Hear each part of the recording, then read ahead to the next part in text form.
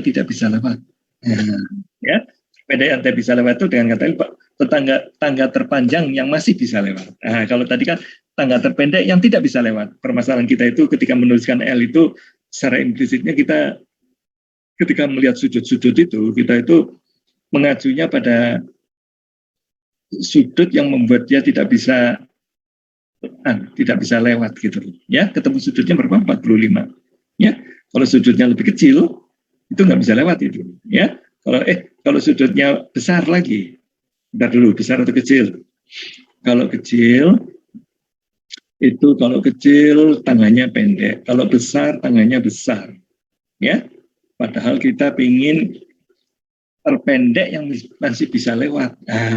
Ya, terpendek yang masih bisa lewat. Oke, terpendek yang masih lewat itu ya artinya sudut terkecil yang membuat tangga kita itu masih bisa lewat. Ya, seperti itu. Dan ketemunya dalam 45. Oke, Anda boleh cek kalau sudutnya itu di atas 45 akan bagaimana. Ya, kita lihat aja dari turunan pertamanya itu. Kalau di atas 45 kan dibilang apa? Ini dia. Ya, kalau sudutnya di bawah 45, kan? Sudutnya di bawah 45, aduh, lagi menakutkan ya. Kalau sudutnya di bawah 45, maka apa yang terjadi? Kalau sudutnya di atas 45, apa yang akan terjadi? Nah, ya. Kalau sudut di atas 45, itu malah membesar ininya. Ya. Turunan pertamanya itu malah membesar, artinya dia semakin ke kanan kita itu akan semakin mendapatkan tangga yang lebih panjang kalau sudutnya besar ya. Tapi kalau sudutnya kecil, ini turunan pertamanya negatif. Artinya kalau kita bergerak ke kanan gitulah ya, kalau turunan pertama negatif artinya mengecil, semakin mengecil gitu kan ya. Oke ya. Jadi kalau kita sudut kita itu semakin membesar, maka tangga kita akan semakin panjang ya. Pada saat itulah kita tidak bisa lewat. Jadi Anda tidak bisa lewat kalau sampai membentuk sudutnya itu lebih dari 45 ya. Itunya batasan tangganya itu. Kalau pas 45 sudutnya, maka tanggamu itu pas bisa lewat ya. Seperti itu kira-kira yang diinginkan dari permasalahan kita itu tadi. Oke. Nah, ini permasalahan sudah selesai ya. Dan kita di sini itu kita menghasilkannya minimum, itu adalah minimum tangga yang masih bisa lewat ya, minimum tangga yang tidak bisa lewat maksudnya ya, yang tidak bisa lewat. Nah, tangga yang tidak bisa lewat ini itu berarti tangga terpanjang yang masih bisa lewat. Ini batasnya loh, batasnya karena lebih kecil dari itu maka tangga itu pasti bisa lewat. Ini tangga terkecil yang masih bisa lewat, itu artinya tangga terpanjang tangga terkecil yang tidak bisa lewat ya. Jadi kalau tangga terkecilnya tadi itu 5 meter yang bisa lewat ya, yang tidak bisa lewat, maka kalau ada 5,5 meter pasti nggak bisa lewat ya. Ada 6 meter juga nggak bisa lewat. Kamu harus pergi ke yang 5 meter itu tangga terkecil di mana kamu nggak akan bisa lewat, lebih besar dari itu ya. Oke deh ya. Jadi itulah dia permasalahannya.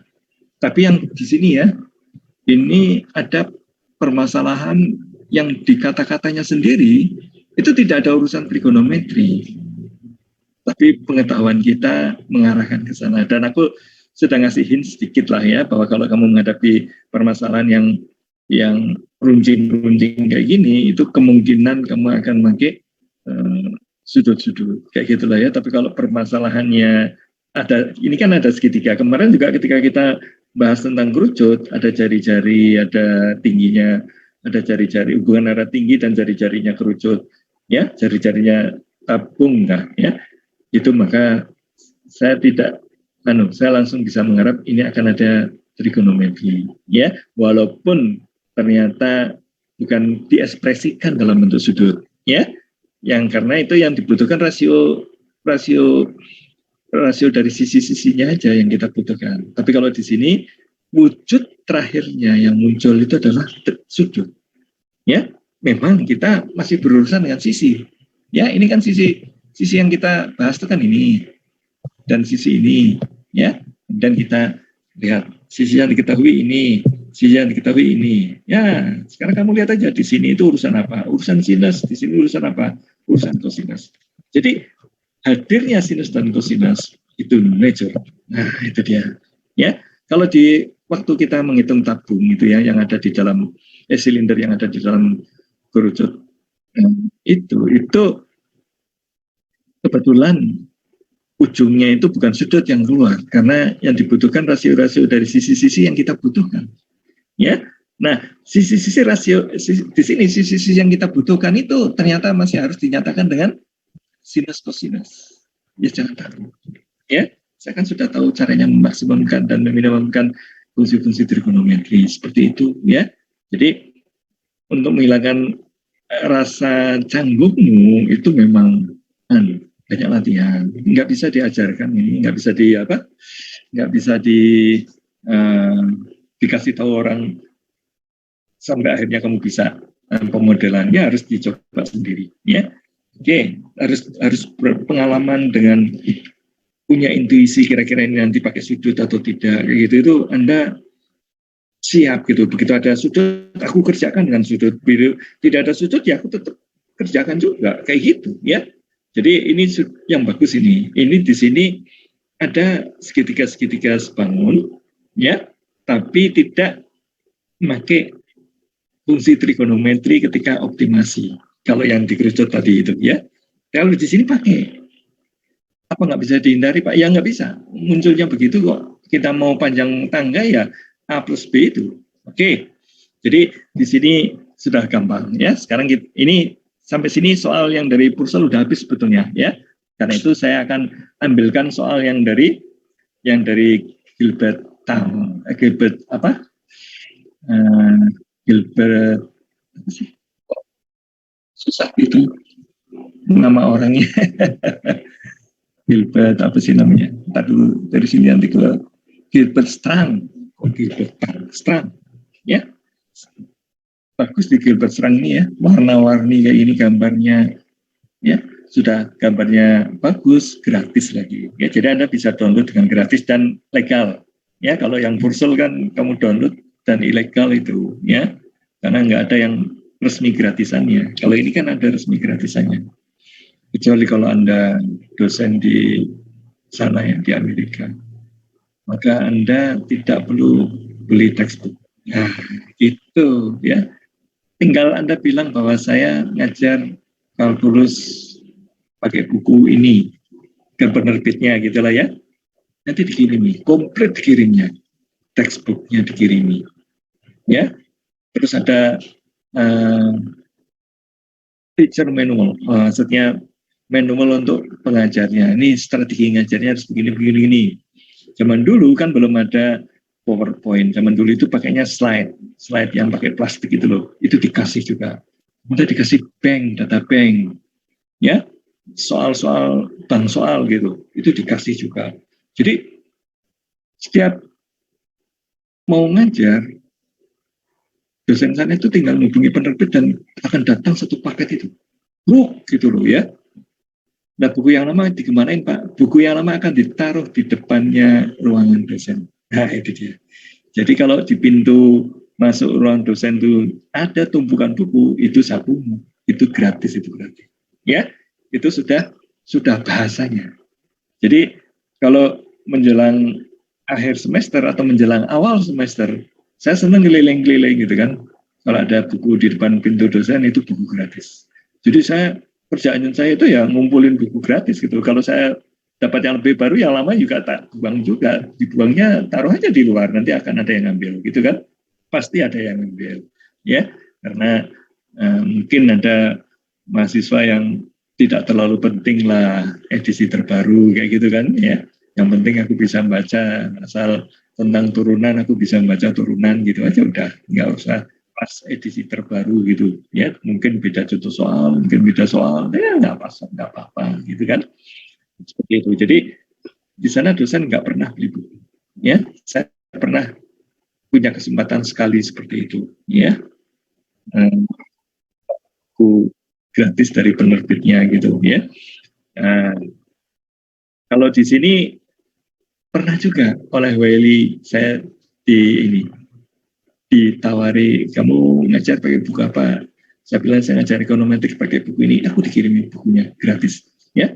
Tapi sekali itu aja, nggak pernah tiap semester ngasih, karena dia mungkin nggak untung nih ngasih dosen Indonesia, karena mahasiswanya pada fotokopi. Kalau sana kan mahasiswanya, begitu diberitahu saya akan pakai bukunya Purcell, itu itu toko bukunya itu langsung stok Purcell itu banyak sekali gitu kan, sehingga akan laku keras sekali buku itu kalau di kampus sana, ya.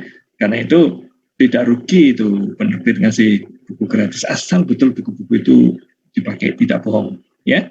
Jangan sampai kita bohong mau pakai buku Purcell, taunya pakai bukunya Gilbert Strang, itu ya nggak boleh begitu. Kalau bilang mau pakai Purcell, ya pakai Purcell, ya.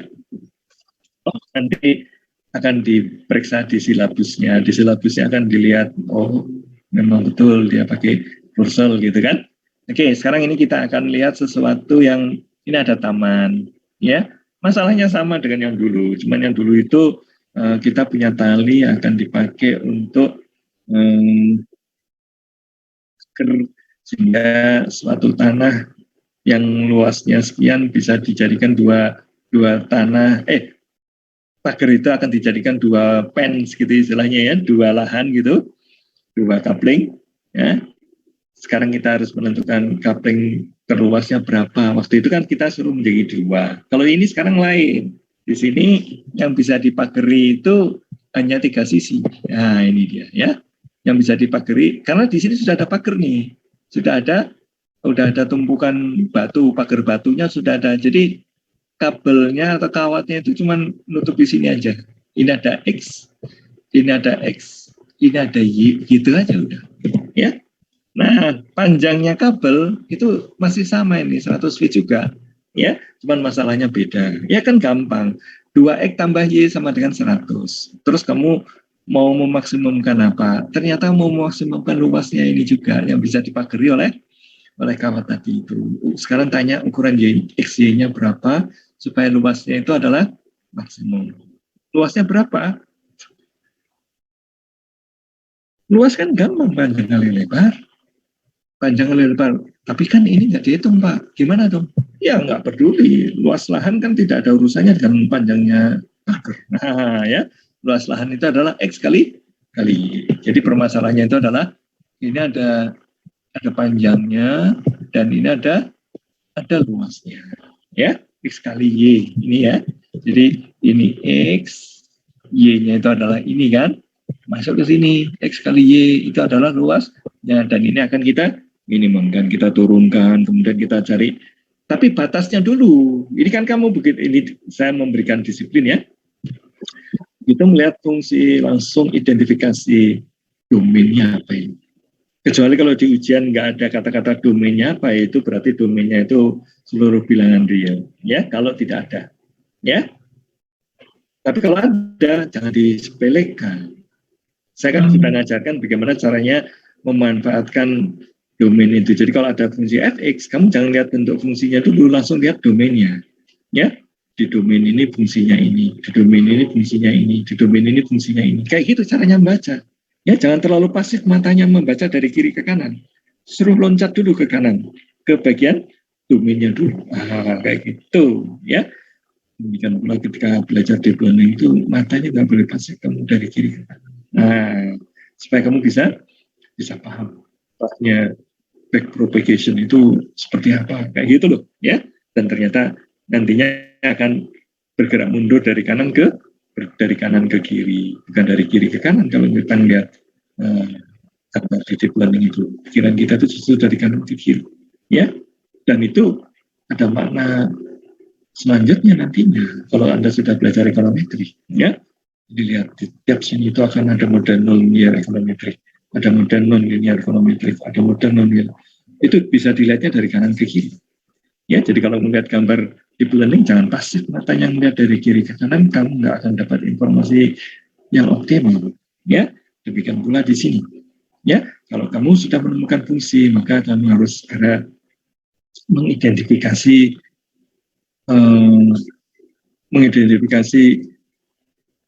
Domainnya itu apa? Domain itu kan luas, ya. Luas itu kan panjangnya. Luas itu apa sih? Luas itu ya tergantung dari X dan Y, ya. X-nya boleh nggak kalau X-nya itu 100? Ya, kalau X-nya 100 nggak bisa jadi luas, itu cuma garis lurus. Nah, itu pula X-nya harus 2 ini.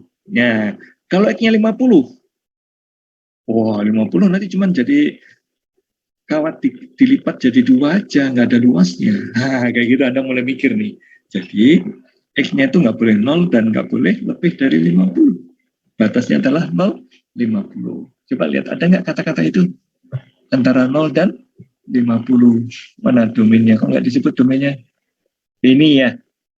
Mana sih? Ini. Ya. Ini dia. Ya. Kalau Y-nya lebih besar dari 0, X-nya lebih kecil dari 50, dan segala macam kayak gitulah ya. Jadi sampai akhirnya ketemu ini. Tadi kan kita udah mencoba ini. Ya. Oke. Nah, kalau X-nya 0 atau X-nya 50, itu langsung luasnya 0. Nah, ya. Langsung luasnya 0. Kalau X-nya 0, ini ya. Kalau X-nya 0 atau X-nya 50. 50 kali 2 kan 100. 100 kali 100. Ya. Jadi domain kita itu ada di sini. Nah, Anda bisa menentukan domain itu ya kadang-kadang bisa dilihat dari fungsinya. Ya. Tapi mendingan kalau ini soal pemodelan, lihatnya dari logika pemodelannya. Ya. Ini ada seutas tali. Ini luasnya itu dinyatakan oleh X, kan udah nggak ada Y kan? Ya. Sudah X. X-nya itu saya coba. Kalau X-nya 100 gimana? X-nya 100 ya cuma kawat lurus saja, nggak ada luas. Nah, padahal ini kan harus 2. Oh ya nggak boleh. Harus 2X gitu loh ya. Kalau 2X itu nilainya 100, berarti X-nya 50. Itu apa itu jadinya? Itu kawat dilipat jadi 2. Kayak gitu. Tidak ada luas. Ya. Jadi untuk X sama dengan 0 dan X sama dengan 50 itu tidak menghasilkan luas. Ya. Karena itu nggak boleh di luar ininya, domainnya. Ya. Jadi identifikasi langsung domainnya di mana. Dan kita yakin bahwa titik sini dan titik sini itu tidak akan menghasilkan luas yang maksimum. Karena itu dia tiba-tiba gugur menjadi titik kritis. Jadi yang ada titik apa? Titik interior point. Interior point itu titik yang ada di dalam interval, bukan di ujung-ujung interval. Ya, di ujung interval sudah gugur untuk menjadi luas yang optimum, yang maksimum. Ya, ujung-ujungnya sudah oke. Kan ketika kita akan menentukan titik ekstrim, kita kan harus menentukan titik kritis dulu. Titik kritis itu apa yang harus dilihat? Ujung-ujungnya lihat dulu. Ada ujungnya enggak? Kadang ada soal yang tidak ada ujungnya loh. Ya, Anda harus hati-hati. Jangan membabi buta. Ini ujungnya nilainya sekian, fungsinya enggak terdefinisi. Misalkan ujungnya sebelah kirinya adalah 50, sebelah kanannya 100. Ya, 50 enggak didefinisikan, 100 juga enggak didefinisikan karena pakai kurung buka. Hati-hati. Ya, yang dimaksud ujungnya itu berarti dia harus mengendaki domainnya itu tertutup seperti ini, domainnya tertutup ya. Jadi ujung-ujungnya itu adalah ada nilainya di 50 dan ada nilainya di 0 dan 50, tapi walaupun nilainya adalah 0 gitu kan, itu ada nilainya ya. Karena itu yang akan kita cari bukan ujung-ujungnya nih, masa sih titik optimal luas sawah kok, luas ladang kok 0, gimana sih? Kan dengan kawat aku ngawuran aja tidak 0 itu, kawatnya tak tarik jadikan segi 4 sembarang kan tidak 0. Artinya titik optimal nggak mungkin lah yang menghasilkan luas sama dengan 0. Seperti itu ya. Oke. Karena itu titik kritis kita, calon titik kritis kita yang pertama gugur. Nah, ya. Yang pertama gugur, nggak mungkin ujung-ujungnya domain ini akan menghasilkan maksimum ya. Yang akan dicari titik stasioner dan titik singular. Singular itu artinya apa? Turunannya nggak ada gitu loh. Atau undefined turunannya. Nggak ada aja pokoknya. Nggak bisa didefinisikan. Ya. Jadi kalau turunannya nggak ada, itu tandanya dia singular. Nah, fungsi ini itu ada turunannya nggak? Ya, ada dong. Ini kan polinom pangkat 2 gitu kan ya. Polinom 2 gitu ya. Jadi pastilah ada turunannya. Dan pastilah tidak ada titik singularnya. Ya, seperti itu. Ya, jadi satu-satunya yang akan memberikan titik optimum itu adalah stationary point. Karena itulah kita akan cari stationary point-nya.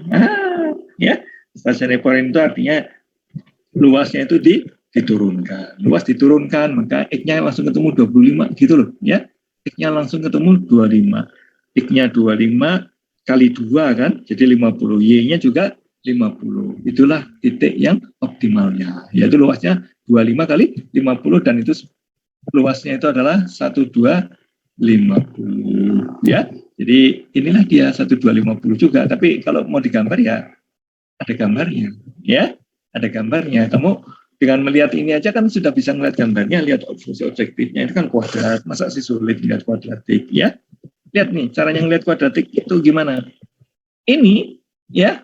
Ini kan titik potongnya di titik 0 dan titik 50 titik potongnya terhadap sumbu X. Dan ini kuadratnya negatif. Oh, pasti concave down gitu kan. Concave down. Artinya cekung ke bawah gitu lah ya. Ininya negatif. Turunkan 2 kali sudah dapat angka negatif itu. Ya, turunkan 2 kali dapat angka negatif. Sehingga sketsa gambarnya saya bisa. Kalau mau. Ya, dan sehingga ketika saya tahu bahwa gambarnya seperti ini, saya juga tahu bahwa ujung-ujungnya ini bukan titik kritis, tidak akan menghasilkan maksimumnya. Oh, masih ada titik lain yang tidak nol kok, ya. Nah, tapi yang optimalnya kita bisa cari 25. Nah, itu dia, ya. Oke, nah sekarang kita bahas soal yang lain, ya. Soal yang lain ini menarik nih kayaknya. Ini sering keluar di ujian ini, ya. Tapi bukan di kuis, di ujian. Oke. Ini juga ada kelihatan ada segitiga, jangan-jangan ini akan pakai trigonometri, tapi enggak Pak, ini kan tidak ada ininya Pak, enggak ada kesebangunan segitiga. Oh iya, enggak ada kesebangunan segitiga, jadi mungkin enggak gitu aja. Oh mungkin Pitagoras, kayak gitu. Jadi kita melihat permasalahan, melihat gambarnya, kepala kita itu udah bekerja sebelum baca soalnya gitu loh, ya. Dengan lihat gambar aja kita, oh ini ada segitiga, tapi segitiganya cuma 1 biji. Karena itu paling kenceng dia pakai Pitagoras, ya. Tidak akan pakai kesebangunan yang akan ada sinus kosinusnya, itu ada trigonometrinya. Jadi kemungkinan ini nggak pakai trigonometri ini, ya. Coba aja nanti dihitung. Jadi di sini itu ada permasalahannya apa? Ada pulaunya mana ini digambarkannya? Ini ada pulau, letaknya north of closest point dari pantai. Ini north nih, ini kan ke sana north nih, ya. Itu letaknya 2 mile. Ini dibilang nih di sebelah utaranya titik garis pantai. Ini kan garis pantai ini, sini ya. Garis pantai yang terdekat ini. Ya, closest point along straight shoreline. Shoreline itu garis pantai. Ya, jadi ini jaraknya 2 mile. Kemudian a visitor staying at cabin. Ini cabinnya ini. Wah, ya lagi camping ya. Ini jaraknya tepat di sebelah baratnya that point. Pas di pinggir pantai ininya. Apa namanya? Campingnya. Jadi kadang keterpa ombak campingnya kayak gitulah ya. Karena pas di situ. Ya pokoknya garis pantai itu pokoknya garis yang garis terakhir yang kena ombak gitulah ya. Jadi nggak akan ombaknya nggak akan melewati garis itu, seolah-olah gitulah. Misalkan bisa dibikin soalnya susah banget sih ya. Kamu argunya Pak nanti kan basah Pak campingnya, ya sudah biarin aja basah, maunya soal begitu ya. Maunya soal pas di pinggir pantainya. West itu sebelah kirinya ya. West itu sebelah kirinya sepanjang 6 meter. Ini panjangnya 6 meter nih ya. Ini panjangnya 6 meter. Nah, ini 6 meter. Tadi yang ini panjangnya adalah 2 meter. Nah, sekarang masalahnya, the visitor is planning to go from cabin to the island. Oh, dari sini dia akan menuju ke sini. Boleh berenang dari sini sampai ke sini. Ya. Oke. Tapi boleh juga begini. Dia lari ke sini, terus berenang ke sini. Boleh kan? Atau carikan coba. Kamu larinya sampai sini, terus renangnya di sini. Nah, itu dia. Itu yang akan kita cari. Ya. Jadi akan kita cari itu panjang dari ini untuk saya mulai akan berenang. Soalnya kalau belum tentu kalau saya jalan ke sini dulu, kemudian berenang, belum tentu waktunya akan tercepat. Ya, atau berenang terus dari sini ke sini, belum tentu tercepat. Karena aku bisa lari lebih cepat nih. Ya, tapi kalau larinya kejauhan, kemudian masih ada renang kan, itu ya optimal. Ya, jadi ya kayaknya di tengah-tengah itu kamu lari sejenak, kemudian berenang, kayak gitu loh. Ya, kamu lari sejenak, kemudian berenang. Berenangnya tadi kecepatan berapa? Suppose the visitor run at 8 mph mile per hour, ya. Yang ini 3 mph mile per hour. Oke. Sekarang yang ini kan adalah how far should the visitor run before swimming, dan dia ingin waktunya paling cepat untuk nyampe ke air. Itu dia. Ya. Jadi ini dimodelkan aja dulu. Ini ada X, ya. Tentu sisanya adalah 6 X. Kemudian ini ada 2. Ya. Kemudian ini adalah ada Y. Oke. Ada Y seperti itu. Nah, kan dari sini kita sudah mulai punya punya insting bahwa saya itu akan menghitung Y ini. Y itu apa jadinya? 2 kuadrat dikalikan 6X kuadrat. Kalau saya tahu Y, ya, kalau ini aku tahu Y-nya itu berapa, ya, X-nya itu berapa, maka aku bisa ngitung waktunya. Nah, itu dia, ya. Jadi X-nya itu X-nya masih dalam X, ya. Kemudian saya bagi dengan kecepatan, itu adalah waktunya, ya. Jadi X ini kan urusan berlari, sedangkan yang Y adalah urusan berenang. Nah, kayak gitu, ya. Jadi jarak waktu tempuh saya dari sini ke sini itu adalah X per 8. Sedangkan yang waktu tempuh saya dari sini ke sini itu adalah Y per 3. Nah, kayak gitu loh. Karena berenang. Ya, jumlah waktunya saya totalkan, kemudian saya minimumkan. Nah, itu dia, ya. Seperti itu. Ya, jadi kalau ngelihat soal kayak gini, kan kepala kita pertama pening dulu kan. Aduh, nggak kebayang deh. Bukan nggak kebayang. Kamu ambil kertas coret. Nah, itu dia. Ya, ikuti. Ada garis pantai. Ada pulau 6 meter 6 mile dari garis pantai. Pulaunya di sebelah utaranya garis pantai. Oke, saya tarik dulu garis pantai, terus naik ke atas kan utara, kayak gitu kan. Oke, udah ketemu nih, ya. Ini ada garis pantai, sebelah utaranya itu adalah pulau. Saya sudah mulai bisa gambar pulaunya. Ya, saya sudah bisa gambarkan ininya. Kalimat ini itu sudah bisa saya tangkap. Sekarang ada lagi, a visitor staying at cabin sejauh 6 meter west of that point. Of that point. Ini poin ini ke sana ini. Ya, 6 panjangnya. Sekarang permasalahannya apa jadinya sekarang? Sekarang kalau kamu lari, kecepatan larimu itu adalah diketahui ya, 8 mile per hour. Kalau kamu berenang 3 mile per hour. Masalahnya apa? Masalahnya saya ingin dari sini nyampe ke sini dalam waktu yang singkat, tapi tidak boleh mempercepat renang dan tidak boleh mempercepat lari. Kan kalau ini kan nggak ada larinya ini, ya, tidak ada larinya ya. Kalau dari sini renang 100%, ya. Kalau dari sini ke sini ini larinya terjauh nih, ya. Tapi masih harus ditambah dengan berenang, ya. Atau mungkin jangan-jangan ada optimal, ya. Optimalnya gini, nanti kalau sampai tidak optimalnya itu X-nya itu ternyata 6, ya berarti kamu nyampe sini. Ya terus kalau itu memang optimalnya, ya. Sekarang tinggal gini aja, kamu bikin soal yang solusinya 6. Kayak gitu, ya. Soalmu itu menunjukkan bahwa kamu harus lari sejauh-jauhnya yang di daratan, ya, sejauh-jauhnya yang bisa kamu tempuh. Setelah itu baru berenang. Seperti itu. Dan renangnya juga renang terpendek kan ini. 2 meter itu terpendek loh. Yang ini kan Y itu kan sisi miring, pasti lebih panjang dari 2 meter. Ya. Oh, ya. Jadi tugasmu sekarang adalah bikinkan soal. Kalau bikin soal berarti ini diubah, ya. Sehingga orang akan lari sampai tuntas. X-nya itu akan ketemu sama dengan 6. Ya nanti kita bisa cari itu soalnya. Ya, saya enak itu kalau bikin soalnya. Nanti kita bisa bikinkan soalnya yang supaya X-nya itu solusinya 6. Ya soalnya aja yang dirubah gitu loh ya. Tapi untuk ini sekarang kita akan lari dulu ya. Ini loh. How far should the visitor run? Oh, berarti dia harus lari ya. Before swimming gitu loh. Ya, berarti dia ada kombinasi lari dan renang. Nah, kayak gitu cara memahami soalnya.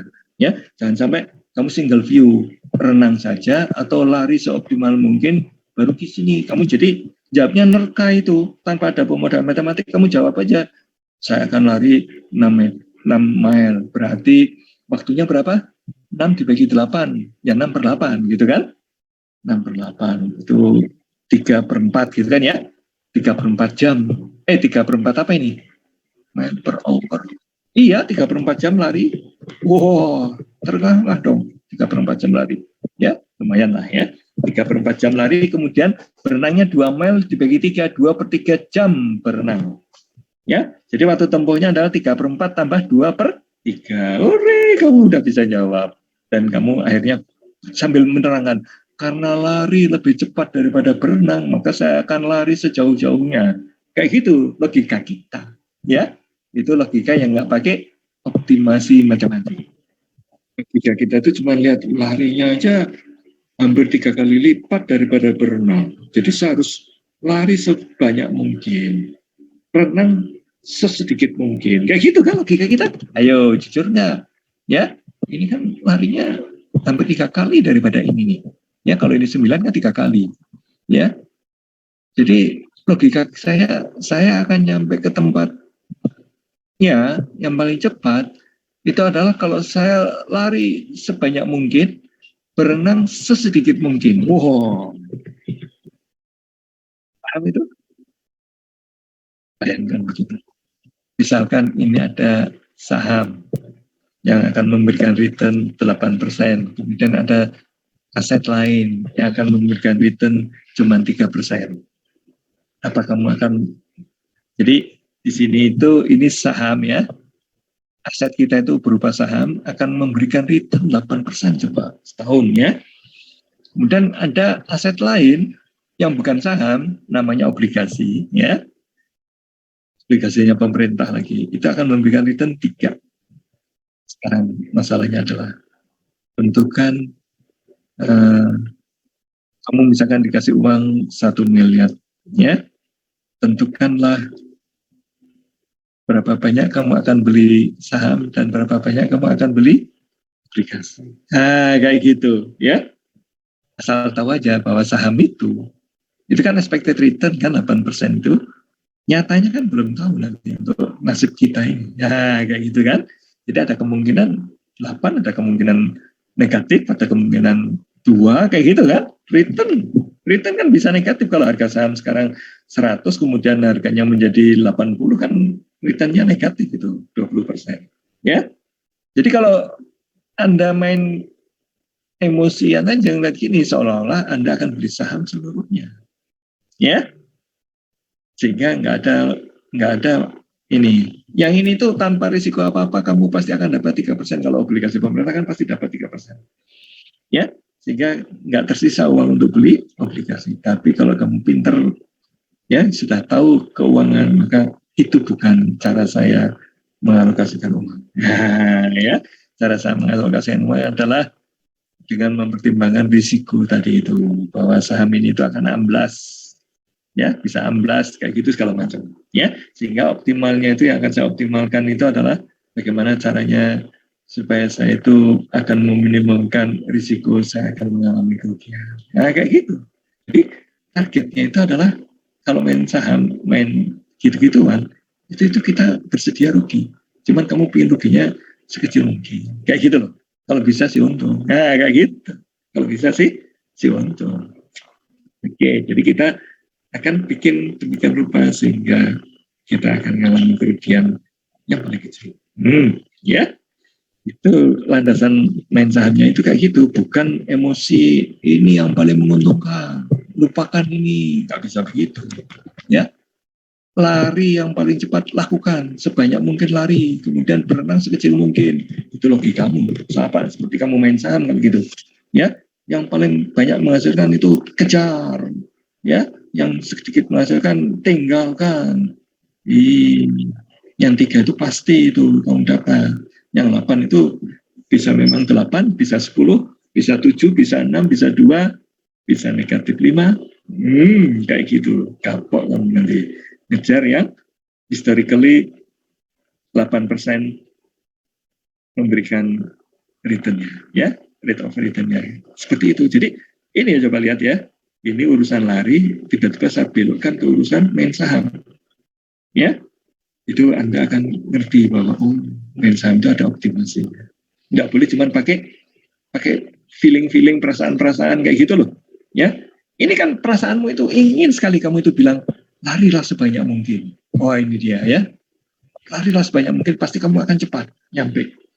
Ya, ini kan tujuannya cepat nyampe kan, waktunya yang paling pendek, pasti kamu cepat nyampe itu.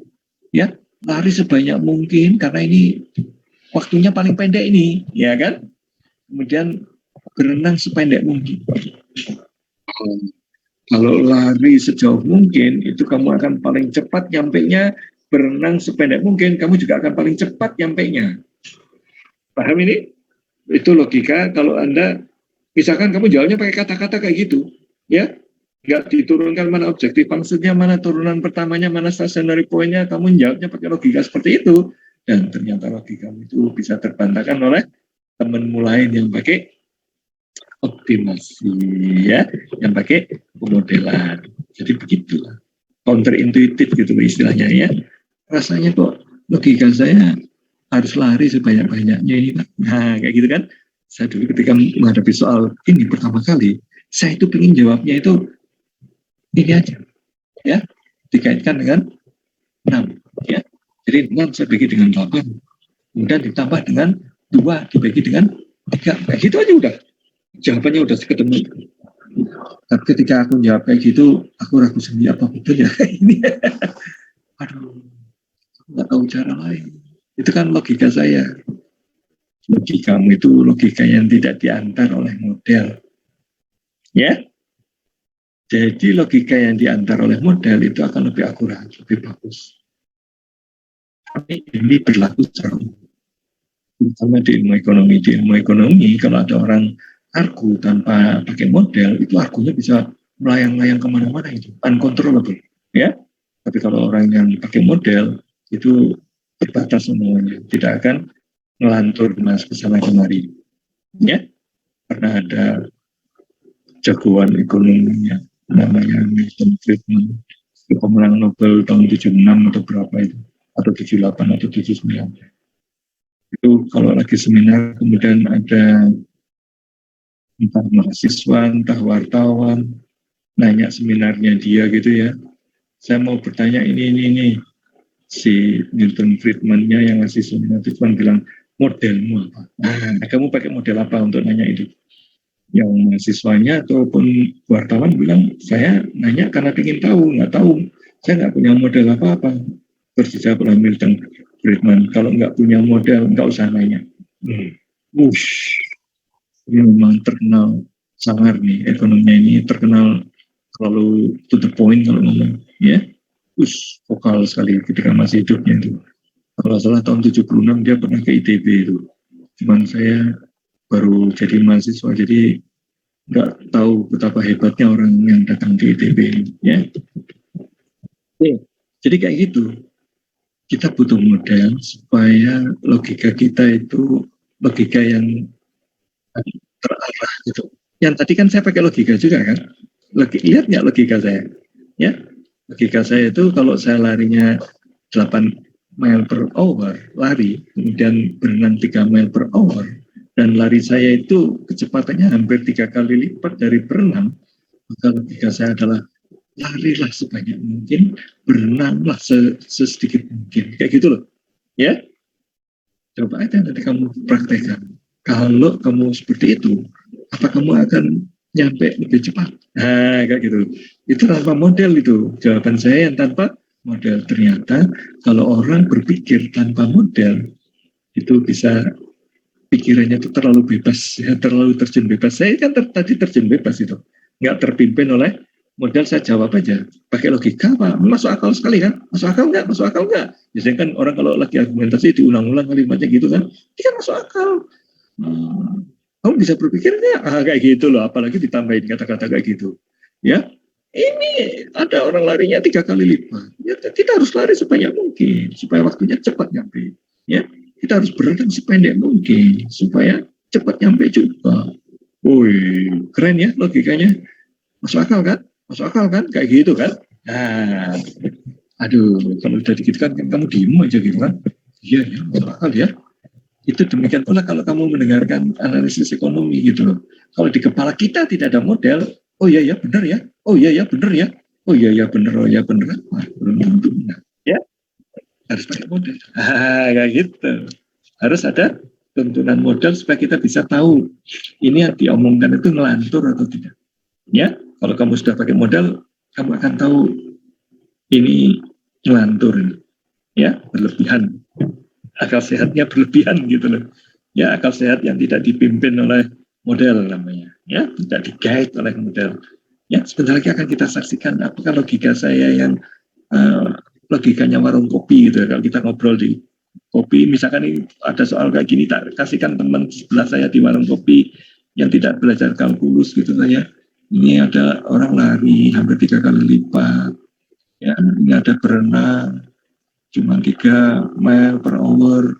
Kira-kira kalau saya mau nyampe ke pulau, saya harus berenang semuanya atau harus lari sebanyak mungkin, berenang sedikit mungkin kayak gitu. Teman sebelah saya di warung mungkin akan jawabnya seperti itu. Nah, karena nggak punya cara lain untuk memformulasikan jawabannya. Atau kamu mau coba, kalau saya lari 1 meter, ini panjangnya berapa ini? Ya dicarilah. Ini 2 meter, ini jadi berapa kalau 1 meter tadi? Ini kan jadi 5 meter. Panjangnya ini kan jadi aku tahu ya. Yang tadi itu saya lari 1 mile dibagi 8. Ini waktunya 1/8. Kalau yang ini saya hitung dulu diagonalnya berapa. Terus saya bagi dengan 3. Nilainya berapa? Ya dicoba-coba. Kalau 1 mile saya dapat segini. Kalau 2 mile gimana Pak? Saya lari dulu 2 mile.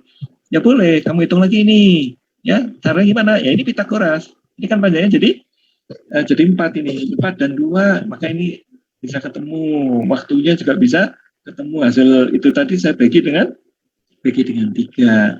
Jumlah waktunya berapa? Lari 2 mile ditambah dengan berenang sekian. Coba lagi. Coba lagi. Kalau 3 mile. Ya, itu Anda akan menyaksikan, oh iya ya, ternyata kalau saya ubah-ubah ini ya, saya bisa punya tambah waktu, kok bisa tambah cepat. Kayak gitu, ya. Itu membangun intuisi namanya, ya. Membangun intuisi. Kalau perlu ya kamu Excel kan ini, kamu bikin Excel, ya. Nilai Excelmu itu dari misalkan dari 1, 2, 3, 4, 5, gitulah ya. Atau mulai dari setengah mile, 0,5, 1, 1,5, 2, 2,5, kayak gitu. Atau dari 0,1, 0,1, 0,2, 0,3. Itu kan semua mudah di Excel kan. Ya, dan mudah kelihatan ininya. Menitnya itu berapa gitu kan. Oh, ternyata memang saya kalau tadi kan optimal yang logika saya yang awam ini kan saya lari sejauh-jauhnya, kemudian saya akan berenang sependek-pendeknya gitu kan. Kamu hitung waktunya. Ya, ternyata ketika kamu jalan 1 meter, 2 meter, lama-lama kok lebih pendek daripada ini? Mulai-mulai kamu akan ragu-ragu sendiri. Gak masuk solusinya. Kok bisa sih orang tidak menggunakan kesempatan untuk berlari sejauh-jauhnya? Ya, ini pasti salah nih. Ya enggak lah. Kita pakai model kok. Ya, oke. Jadi ini caranya gimana? Ini X-nya akan saya bagi dengan 8. Kemudian ini Y, saya bagi dengan 8. X per 8 ditambah Y per 3 nih, bukan per 8 ya. Kalau dijumlahkan itu adalah waktu temu. Dan waktu temunya mau diminimumkan. Kan itu masih ada X dan Y kan. Nah X dan Y-nya bisa diganti dengan X saja. Caranya gimana? Ini segitiga. Ya, Y kuadrat sama dengan ini. Y-nya kamu ganti dengan X saja. Ya, ini kan Y kuadrat sama dengan ini kuadrat tambah ini kuadrat. Jadi Y kuadrat itu adalah sama dengan itu tadi. Ya, kalau saya akar itu kan jadi Y aja jadinya. Nah itu jadikanlah itu. Oke, jadi ternyata cuma pakai Pythagoras tanpa sinus kosinus. Ini dia, ya. Ini dia waktu berenang ini, waktu berlari itu adalah X per 8. Waktu berenangnya adalah Y per 3. Total waktunya adalah jumlahkan aja. Tapi ini kan masih ada Y-nya, pakai Pythagoras. Ini Pythagorasnya, ya. Y-nya ketemu seperti ini. Gantikanlah Y-nya itu. Nah, ini dia. Inilah ketemu sudah ini objektif functionnya. Seperti biasa, kamu harus kenal X-nya itu harus berapa sampai berapa. Ya. Kalau X-nya 0 gimana? X-nya 0 kayaknya nggak masuk akal. Masa sih saya akan menempuh perjalanan yang sejauh itu hanya dengan berenang, kayak gitu loh. Kalau X-nya sama dengan 0. Kalau X-nya sama dengan 6 gimana? Kalau X-nya sama dengan 6, lihat aja di sini ada angka 6 enggak? Kalau di sini 6, X-nya sama dengan 6, maka akar ini itu paling kenceng cuma 4 ini, ya. Ini 6. 6 per 8 ini 2 per 3, ya. 6 per 8 2 per 3 gitu. Ya itu paling-paling kita belum tahu nih, ya, ini itu titik ujung yang kanan ini ada nilainya ini, waktunya ya ada kan, ya. Apakah ini optimal atau enggak? Ya kita cek aja nanti. Ya, apa ada nilai X lain yang bisa menandinginya itu. Nah, kayak gitu. Tapi paling tidak aku udah tahu X-nya itu adalah antara 0 sampai 6. Ya, nggak boleh lebih besar dari 6 dan nggak boleh lebih kecil dari 0. Oke, jadi objective function dengan ininya sudah ketahuan. Objective function dengan domainnya sudah ketahuan. Ini dia. Ya. Jadi rupanya permasalahan kita itu ada di fungsi dengan domain sekian. Nah, fungsinya itu kalau saya turunkan, hasilnya adalah seperti ini. There. Ya. Sehingga ini kalau dinolkan, itu X-nya akan mulai dicari. Nah, ini cari. Ada kuadratik lagi kan, ketemunya seperti ini. Nah, ya. Ini 6 plus. Aduh, ini ada lagi 6 min gitu loh. Yang jelas 6 plus tidak mungkin. Kalau 6 plus itu berarti saya akan larinya melewati titik lurusnya pantai, titik lurusnya apa namanya, pulau, ya. Berarti saya sudah bergeser melewati titik terdekatnya pulau ke garis pantai gitu loh, ya. Tidak mungkin kalau n lebih besar. Apa waktunya n tadi kan X-nya lebih besar dari ini. Jadi yang plus ini jelas nggak bisa ini. Yang minus gimana? Yang minus tuh menghasilkan negatifnya nih. Ya, itu akan negatif kalau hasilnya itu akar 55 ini akan negatif. Ini mungkin nggak negatif. Kapan akan negatif?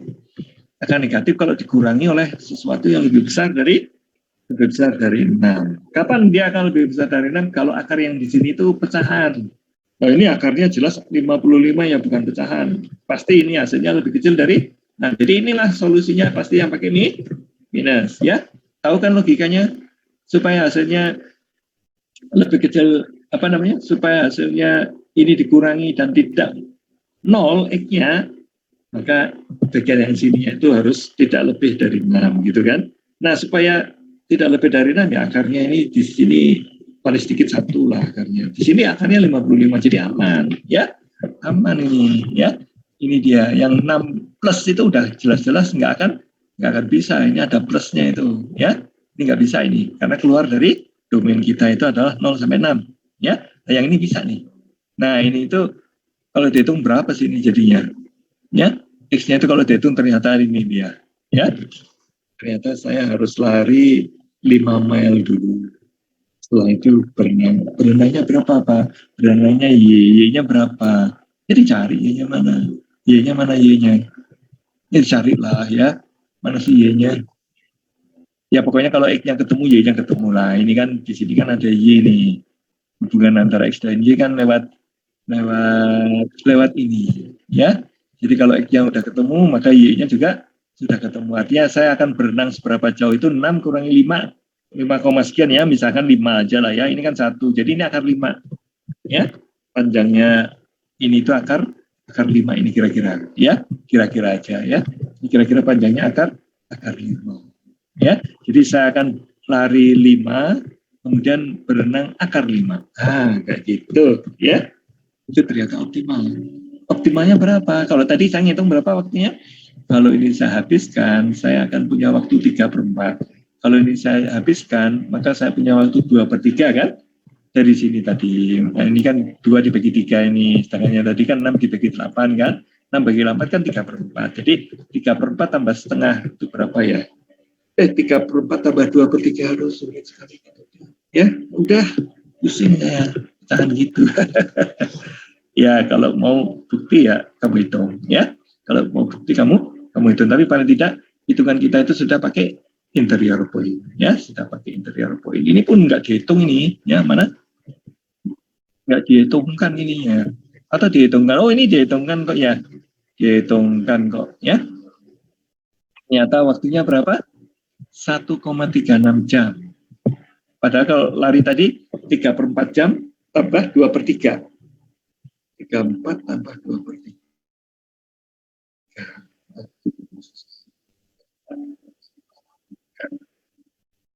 Gini aja.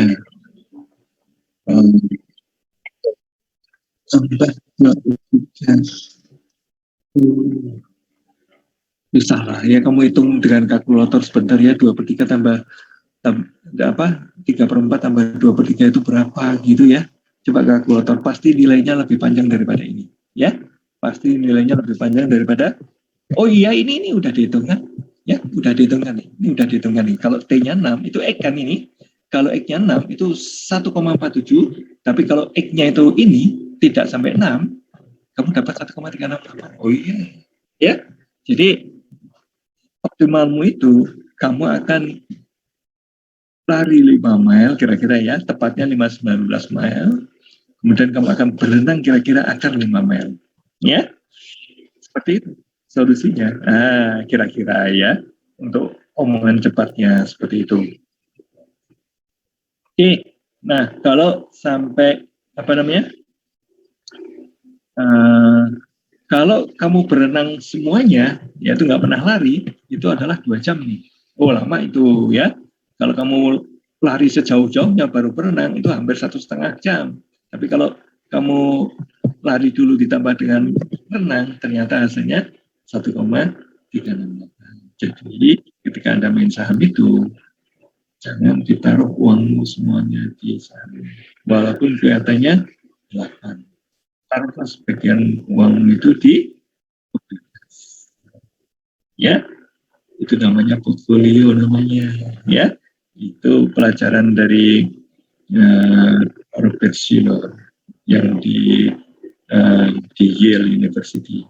Robert Shiller itu bilang, janganlah kamu taruh seluruh telur yang kamu beli di dalam satu keranjang. Jadi kalau kamu beli telur 5 kilo, jangan dijadikan satu keranjang, nanti yang telur yang bawah pecah nanti. Ya, akan rusak itu telurmu yang 5 kilo itu. Jangan harus kandang, jadikanlah 5 keranjang kalau perlu. Ya, satu keranjang isinya 1 kilo aja. Nah, jadi kalau main saham, jangan kamu taruh seluruh uang itu di satu jenis saham, satu jenis aset. Diverifikasi. Nah, itu dia. Dan itu selalu lebih baik. Yang optimalnya sama dengan optimalnya orang lari dengan renang ini. Jangan sampai kamu milih yang kelihatannya untung banyak, ya, tahunya masih ada yang lebih menguntungkan lagi, ya. Kalau mau tahu untung lebih banyak kan tadi kita akan gimana tadi, larilah sejauh-jauhnya, ya, kemudian berenanglah sependek-pendeknya, kayak gitu, ya. Jadi kita akan 6 mile itu akan lari semuanya, kemudian berenang 2 mile, ternyata waktunya 1,4. ya. Sedangkan kalau kamu pakai model matematik cuma 1,368. Oh, jadi ya, ternyata ada alternatif lain yang tadi. Kalau kamu mulainya dari lari 1 mil, lari 2 mil, lari 3 mil, lari 4 mil, kamu akan lihat waktunya itu akan semakin pendek. Tapi belum tentu lebih pendek dari ini kan.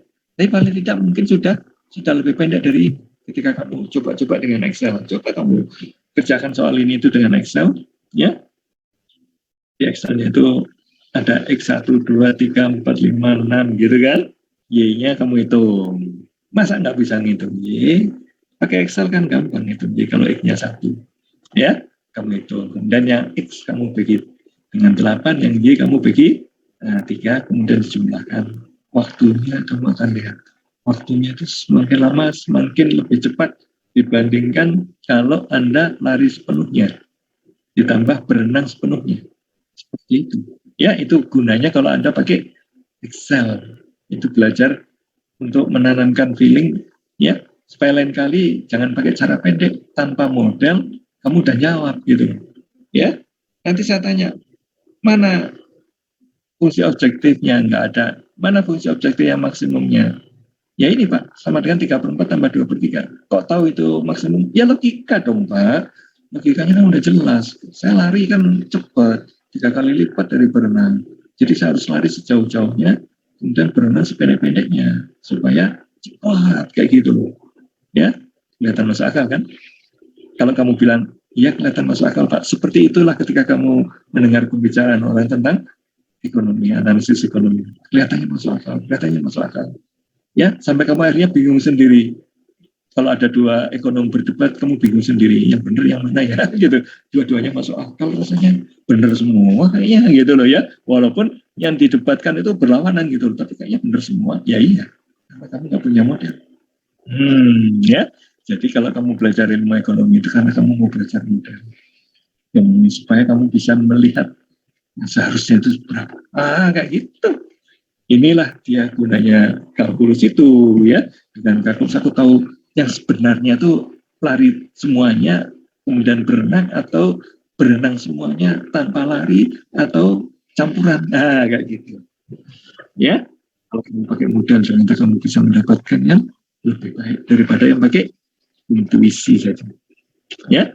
Yang tadi saya bilang intuisi, ada kelihatan ada akal sehatnya, ada, tapi akal sehat yang tidak dibimbing oleh model, ya. Jadi ketika Anda nanti bercita-cita mau kuliah S3 di ekonomi seperti saya, ya, maka yang akan kamu pelajari itu adalah modeling. Ya, Pak katanya kalau modeling ada maksimum minimum, memang betul. Semua model ekonomi itu akan terkait dengan urusan maximization atau minimization. Kamu saksikan sendiri nanti ketika kamu kuliah S3. Tapi S3-nya harusnya di Amerika yang ada gitu-gituannya. Kalau kamu S3-nya selain di Amerika, jangan-jangan kamu datang ke sana itu udah langsung riset, tidak pernah kuliah, ya, tidak pernah terekspos. Kalau kamu harus berenang sejauh-jauhnya atau harus berlari sejauh-jauhnya, kemudian berenang sependek-pendeknya, ya, kamu sempat belajar yang seperti itu.